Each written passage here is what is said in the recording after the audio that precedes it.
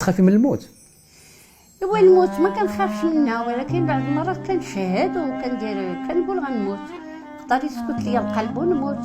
تنتمنى على الله نموت واحد الموتة اللي ما نتعذبش فيها وما نتمحنش فيها وما نتقلبش فيها. انا مت كنقول للجمهور هو اللي يبكي عليا، باش يبكيو عليا الممثلين ويجيو يدفنوني ما يدفنوني ما يقربوني، لان خاص الممثلين يقلبوا على بعضياتهم ويشوفوا.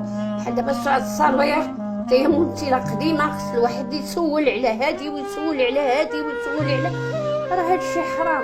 بنادم حتى كيموت في بلاصتو عاد كيدفنوه وكيبداو يبكيو غاديين بيه وكيبكيو. لا تبكيش، هاد سيدي اقعد في دارك وخليه. انت كيقولوا لك بالعاني انك مريضه ما كتخدمي؟ مريضه ما تقدش توقف. انا يلاه انت خدمتي معايا في التصوير، يلاه كنت معاك في التصوير في اكادير، دوزنا الضحك واللعب وتهلاو فينا والله يعمر لنا الدار. كيفاش كتحسي ملي كتخدمي كيعيطوك العمل؟ كنحس شويه شجاعه شويه وكيضربني البرد، كنحيد شويه من الصداع ديال الدراري كتحسي براسك انك انسانه منتجه كتنتجي اعمال؟ سولاج كنحس براسي ديما مسولاجيه.